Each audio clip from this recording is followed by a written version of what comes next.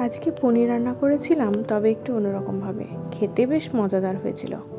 প্রথমে পনিরগুলোকে, এরপর টক দইয়ে কাশ্মীরি লঙ্কার গুঁড়ো, হলুদ মিশিয়ে পনিরটাকে ভালোভাবে মাখিয়ে 10 মিনিটের জন্য রেস্ট করে নেওয়ার পরে ভালোভাবে ভেজে নিয়েছিলাম। হালকা গোল্ডেন ব্রাউন কালার হয়ে এলে পনিরগুলোকে নামিয়ে নিয়ে ওই ফ্রাইং প্যানেই ক্যাপসিকামগুলো হালকা তেলে ভেজে নিয়েছিলাম। এরপর মশলার জন্য খানিকটা তেল দিয়ে কাজু বাদাম এবং টমেটো, লবণ ও হলুদ দিয়ে ভালো করে কড়াইয়ে নেড়ে সফট করে নিয়েছিলাম।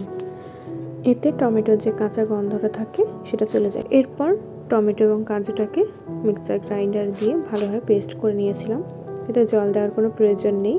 এরপর কড়াই তেল গরম করে হয়ে এলে খানিকটা গোটা জিরা দিয়ে সেই মিশ্রণটা দিয়ে দিয়েছিলাম। ভালোভাবে কষিয়ে নেওয়ার পরে হলুদ গুঁড়ো, জিরা গুঁড়ো, গোলমরিচের লবণ, এলাচ গুঁড়ো দিয়ে ভালো করে কষিয়ে নিতে হবে মশলাটা।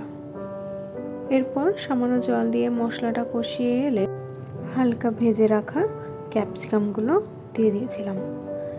ক্যাপসিকামগুলো হালকা নেড়ে চেড়ে সফট হয়ে গেলে ভেজে রাখা পনিরগুলো দিয়ে দিলাম।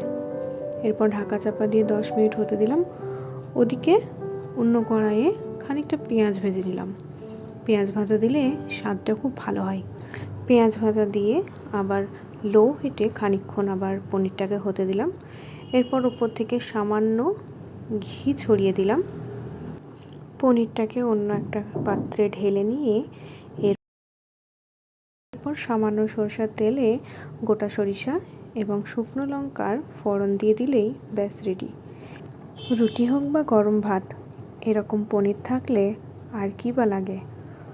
ভিডিওটি ভালো লাগলে অবশ্যই লাইক, শেয়ার এবং কমেন্ট করুন।